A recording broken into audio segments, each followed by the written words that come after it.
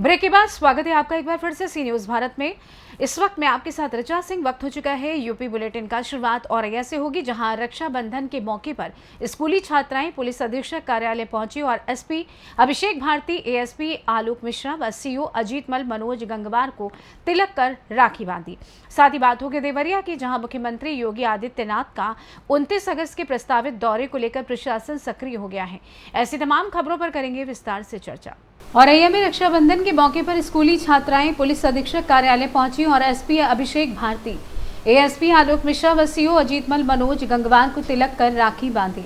Police अधिकारियों ने छात्राओं को मिठाई खिलाकर रक्षाबंधन की शुभकामनाएं दी और उनकी सुरक्षा का भरोसा दिलाया। एसपी ने जिले वासियों से पर्व को शांतिपूर्ण एवं सौहार्दपूर्ण माहौल में मनाने की अपील की।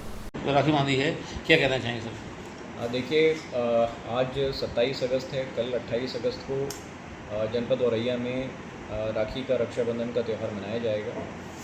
हमारे जनपद में सुरक्षा के दृष्टिगत इसके पुख्ता इंतजाम किए गए हैं। हमारे सभी राजपत्रित अधिकारियों की और जितने भी कर्मचारी उन सभी की ड्यूटीज़ लगी हैं। लगातार मार्ग व्यवस्था पे पेट्रोलिंग, सुरक्षा के दृष्टिगत ट्रेन, एम्बुलेंसेस सभी की व्यवस्था मार्ग पे की गई है। हम लोग लगातार जो अपने ICCC कंट्रोल रूम से भी इसकी मॉनिटरिंग करते रहेंगे। आपके माध्यम से मैं सभी जनपदवासियों से अनुरोध भी करना चाहूँगा कि जब वो जिस भी वाहन से यात्रा करेंगे, हमारी माताएं बहनें यात्रा करेंगी, तो कृपया करके जो सड़क सुरक्षा के नियम हैं उनका अनुपालन करें और सभी हेलमेट का प्रयोग करें। औरैया से सी न्यूज संवाददाता राजेश मिश्रा की रिपोर्ट। उत्तर प्रदेश विधानसभा चुनाव से पहले भाजपा की तैयारियां तेज होती नजर आ रही हैं। इसी क्रम में मुख्यमंत्री योगी आदित्यनाथ का 29 अगस्त को देवरिया जिले के प्रस्तावित दौरे को लेकर प्रशासन सक्रिय हो गया है।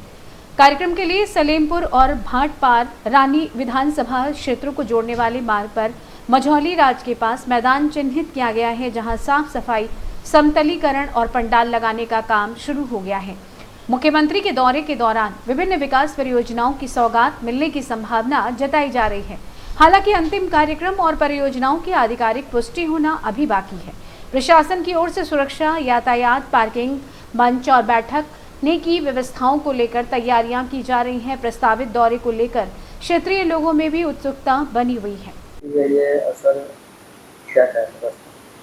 माननीय मुख्यमंत्री जी का 29 तारीख को हमारे जनपद में विभिन्न परियोजनाओं के लोकार्पण शिलान्यास का कार्यक्रम है, तो टाइम मिला है उस दिन 10:30 से 11:30 के बीच में। फर्स्ट पॉइंट है। सेकंड है, ये सलेमपुर और भाटपरानी के विधानसभा क्षेत्र को के अंतर्गत जो जगह है मझौली राज, वहाँ पे आयोजित किया जाएगा।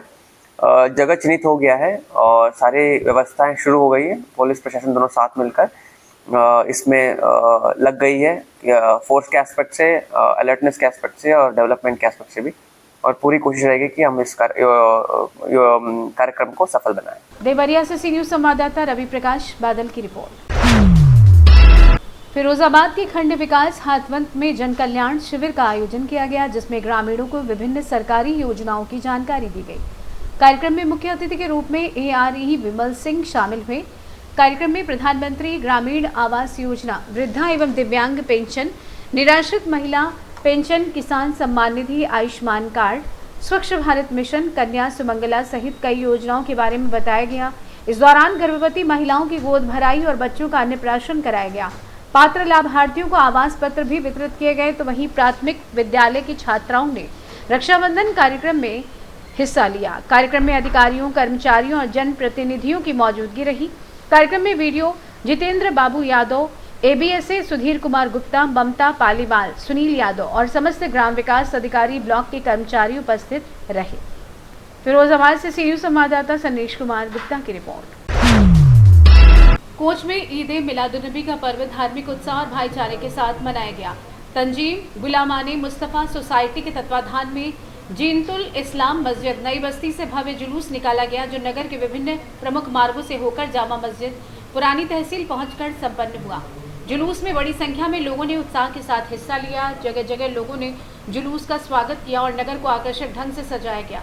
आयोजन के दौरान नगर के जनप्रतिनिधियों, धर्मगुरुओं और गणमान्य लोगों की मौजूदगी रही। तो वहीं सुरक्षा व्यवस्था को लेकर SDM, CO कोतवाल सहित पुलिस बल पूरे मार्ग पर मुस्तैद रहा। जुलूस शांतिपूर्ण तरीके से संपन्न कराया गया। जुलूस में सभासद दंगल सिंह यादव, सभासद माधव यादव, अनिल पटेरिया, राघवेंद्र तिवारी सहित तमाम लोग मौजूद रहे। सुरक्षा व्यवस्था में एसडीएम अभिनव कुमार यादव, सीओ परमेश्वर प्रसाद कोतवाल, निगवेंद्र प्रताप सिंह, अतिरिक्त इंस्पेक्टर अरुण कुमार यादव सहित कई लोग मौजूद रहे। जालौन से सी न्यूज संवाददाता जितेंद्र कुशवाहा की रिपोर्ट। नेपाल के रसुआ जिले के सीमावर्ती टिमुरे क्षेत्र में अचानक अत्यधिक जल प्रवाह आने से होटेकोशी नदी में बाढ़ की स्थिति के बाद महाराजगंज प्रशासन अलर्ट हो गया है। जिलाधिकारी गौरव सिंह सोगरवाल और एसपी शक्ति मोहन अवस्थी ने संबंधित अधिकारियों को विशेष सतर्कता बरतने के निर्देश दिए हैं।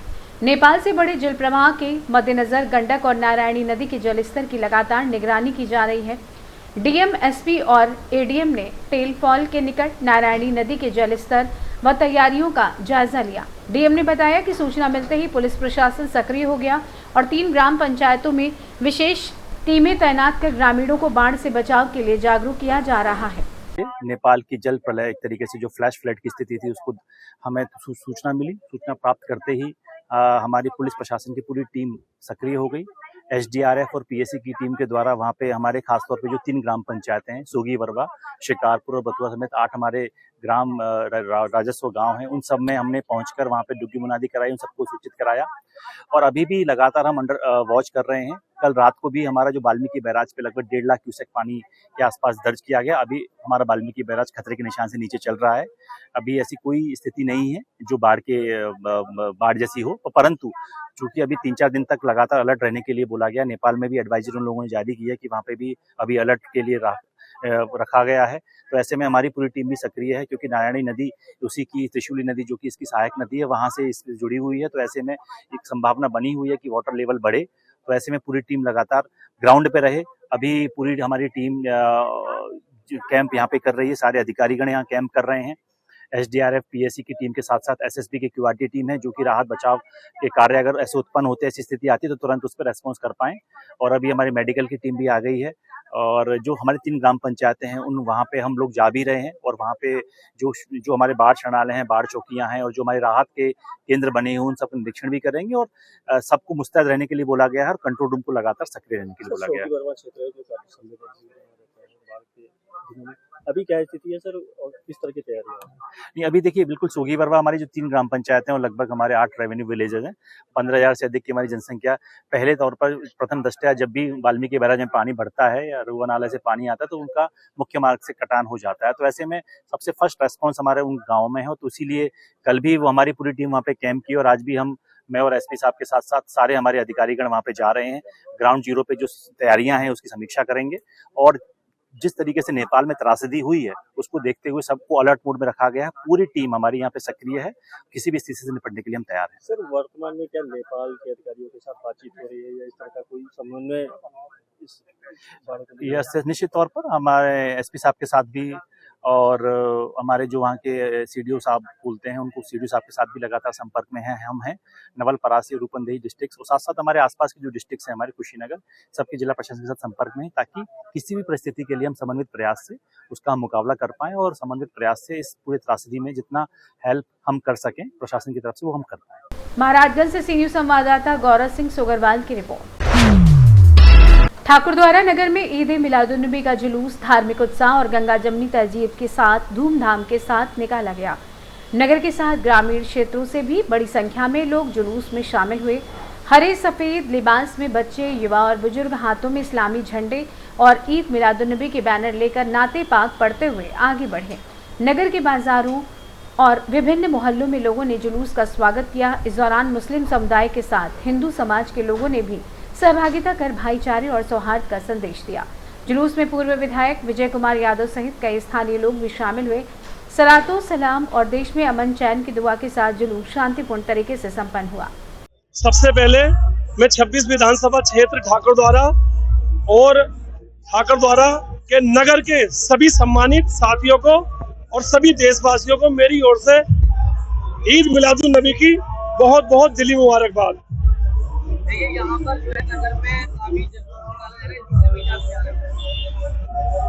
आज बड़ी खुशी का मकाम है, बहुत खुशी का दिन है कि आज हिंदुस्तान में हजरत मोहम्मद सल्लल्लाहु अलैहि वसल्लम का जन्मदिन मुबारक मौके पर आज हम इस तहसील ठाकर द्वारा 26 विधानसभा क्षेत्र में जलूस मोहम्मदी को मना रहे हैं। ये हमारे लिए बहुत खुशी की बात है। हमारे चैनल के माध्यम से क्षेत्रवासियों से अपील करना है। आज तो केवल एक ही बात है आपके चैनल के माध्यम से कि सरकार की आमद मरहबा, सरकार की आमद मरहबा, ईद मिलादुन नबी जिंदाबाद, ईद मिलादुन नबी जिंदाबाद और सारे हिंदुस्तान के सभी सम्मानित नागरिक देशवासियों जिंदाबाद। मुरादाबाद से सीनियर संवाददाता देशरतन सिंह चौहान की रिपोर्ट। ठाकुर द्वारा नगर में ईद मिलादुन्नबी के मौके पर भव्य जुलूस निकाला गया। नगर के साथ ग्रामीण क्षेत्रों से भी बड़ी संख्या में लोग जुलूस में शामिल हुए। जुलूस के दौरान नाते पाक और धार्मिक नारों से पूरा नगर गूंज उठा। हरे और सफेद लिबास में बच्चे, युवा और बुजुर्ग हाथों में इस्लामी झंडे और बैनर लेकर जुलूस में शामिल हुए। नगर के विभिन्न मार्गों और मोहल्लों में लोगों ने जुलूस का स्वागत किया। इस दौरान सामाजिक सौहार्द और गंगा जमुना तहजीब की झलक देखने को मिली। समाजवादी पार्टी के भावी प्रत्याशी एवं पूर्व ब्लॉक प्रमुख मुजाहिद अली तथा जिला पंचायत सदस्य सावेज अली भी अपने समर्थकों के साथ जुलूस में शामिल हुए। जुलूस शांतिपूर्ण माहौल में संपन्न हुआ। समापन के दौरान मुल्क में अमन, चैन, भाईचारे और खुशहाली की कामना की गई। जुलूस मोहम्मदी को लेकर आज क्या कहना चाहेंगे? अस्सलाम वालेकुम सभी क्षेत्रवासियों को। और जुलूस मोहम्मदी के बारे में ये कहा जाता है जो 12 रबीउल अव्वल का त्यौहार है, ये सभी मुसलमानों के लिए बड़ा खुशी का दिन होता है। पैगंबर मोहम्मद आप सल्लल्लाहु अलैहि वसल्लम का पैगाम रहा है भाईचारा, इंसानियत और मोहब्बत। उनका पैगाम ये रहा है कि इंसानियत, भाईचारा, अमन, सुकून के साथ में रहना। इसी को लेके सभी क्षेत्रवासियों को मेरी तरफ से, मेरे परिवार की तरफ से बहुत बहुत मुबारकबाद। आपके द्वारा जुलूस निकाला गया, कहाँ से निकाला? वो जो हमारे ज़िला पंचायत वार्ड नंबर 5 और 6 के जो भी गाँव आती हैं, जहाँ लोग बुलाते हैं, इनवाइट करते हैं, वहाँ हम जाते हैं। जहाँ जहाँ भी लोगों ने इनवाइट किया वहाँ हम सब में गए। आज आपका कहाँ जन्म हुआ? जैसे हमारा अपना गांव है, राजपुर के सत्य है, कमालखेड़ा है, आलमपुर है, बहादुरगंज, ऐसे 50 गाँव ऐसे रहे जहाँ हम गए। हमारे चैनल के माध्यम से कुछ क्षेत्रवासियों को संदेश देना चाहेंगे? आपके चैनल के माध्यम से सभी को मैं एक बार और सभी क्षेत्रवासियों को 12 रबीउल अव्वल की बहुत बहुत मुबारकबाद देना चाहता हूँ। मेरी तरफ से दिली मुबारकबाद। मुरादाबाद से सीनियर संवाददाता देशरतन सिंह चौहान की रिपोर्ट। रक्षाबंधन के पावन पर्व पर सहारनपुर पुलिस कार्यालय में भावुक और खुशनुमा माहौल देखने को मिला। आशा मॉडर्न स्कूल के नन्हे मुन्ने बच्चे पुलिस कार्यालय में पहुंचे और वरिष्ठ पुलिस अधीक्षक अभिनंदन समेत पुलिस अधिकारियों की कलाई पर राखी बांधी। बच्चों ने प्रेम, स्नेह और विश्वास का प्रतीक रक्षा सूत्र बांधकर पुलिस अधिकारियों के साथ आत्मीय रिश्ता साझा किया। एसएसपी अभिनंदन ने बच्चों का स्नेहपूर्वक स्वागत किया और उन्हें आशीर्वाद देते हुए उज्जवल भविष्य की शुभकामनाएं दी। बच्चों के नन्हे हाथों में बंधी राखियों ने पुलिस कार्यालय के माहौल को खास बना दिया। इस दौरान पुलिस और समाज के बीच विश्वास, अपनत्व और संवेदनशीलता की झलक देखने को मिली। सहारनपुर पुलिस ने बच्चों के इस स्नेह के लिए आभार जताया। सहारनपुर से सी न्यूज संवाददाता सलमान अली की रिपोर्ट। सोनभद्र के कोटा ग्राम में पर्यावरण संरक्षण को लेकर आरण्य फाउंडेशन की ओर से सीड बॉल थ्रो कार्यक्रम आयोजित किया गया। अभियान में ग्रामीणों ने बढ़ चढ़कर हिस्सा लेते हुए करीब 20,000 सीड बॉल खाली और उपेक्षित स्थानों पर डाले। प्रशासन के सहयोग से हुए इस कार्यक्रम का उद्देश्य ऐसे क्षेत्रों में प्राकृतिक रूप से पौधों के विकास को बढ़ावा देना है जहां सामान्य तरीके से पौधारोपण करना मुश्किल होता है। आयोजन के दौरान लोगों ने पर्यावरण संरक्षण और क्षेत्र को हरा भरा बनाने का संकल्प लिया। फाउंडेशन ने कहा कि पर्यावरण बचाना केवल सरकार की नहीं बल्कि समाज के हर व्यक्ति की जिम्मेदारी है। कार्यक्रम की अध्यक्षता चेतन सिंह ने की। उनके साथ शशांक, शेखर सिंह, पवन सिंह, वैभव सिंह, हिमांशु वर्मा, सृष्टि सिंह, मानसी सिंह, कृतिका पांडे सहित फाउंडेशन की टीम मौजूद रही।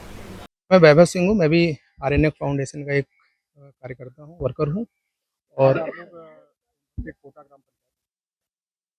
ये हमारा हर जगह एक इन्वायरमेंट बचाने का कॉन्सेप्ट है, जिसमें हम जहाँ भी फॉरेस्ट डिग्रेडेशन है वहाँ पर हम देखते हैं कि अत्यधिक कटाई की वजह से जहाँ वनों का नुकसान हो चुका है, वहाँ हमारी एनजीओ टीम उस एरिया को मॉनिटर करती है और वहाँ हम जाकर फिर सीड बॉल का हमारा कॉन्सेप्ट है जो हम थ्रो करते हैं।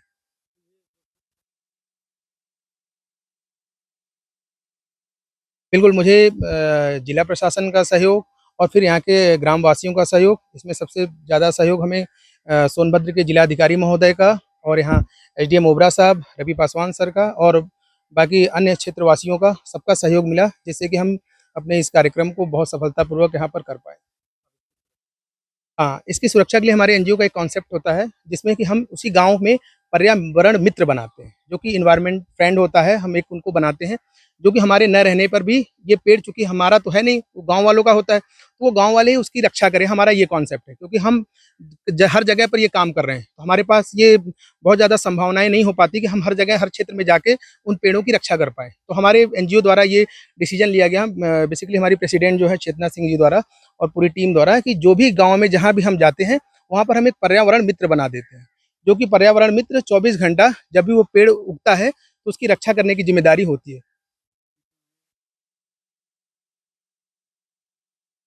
ये अब जब जिस गाँव में भी जाते हैं हम, चूँकि हमारा उसमें गाँव वालों से एक आत्मीय लगाव, और उन्हें हम समझाते हैं पहले कि हमारा मेन कॉन्सेप्ट क्या है। तो वो कॉन्सेप्ट उन्हें अच्छा लगता है, क्योंकि पर्यावरण तो सबको अच्छा लगता है।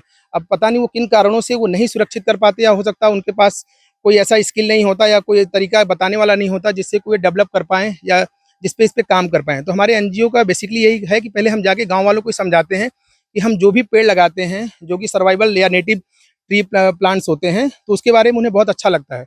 तो खुद वो आगे आते हैं और वो कहते हैं कि भाई नहीं, मैं तो सुरक्षा करूँगा इस पेड़ का। हाँ, इसको हम अभी तो हमारे एनजीओ हमारी बहुत इनिशियल स्टेज पे है, तो अभी तो हम केवल कुछ जिलों को कर पाए हैं, मगर फिर हम इसको और भी मतलब स्टेट लेवल पे, और फिर हम कोशिश करेंगे कि इसमें इन्वायरमेंटल मिनिस्ट्री को और बाकी सारे लोगों को इन्वॉल्व करके हम इसे एक बड़े स्तर पे प्रोग्राम करें। सोनभद्र से सी न्यूज संवाददाता कुंदन चौधरी की रिपोर्ट। फिलहाल के लिए इस खास बुलेटिन में बस इतना ही। देश दुनिया की तमाम बड़ी खबरों को जानने के लिए जुड़े रहिए सी न्यूज भारत के साथ। हर खबर आपके साथ, आपके हाथ।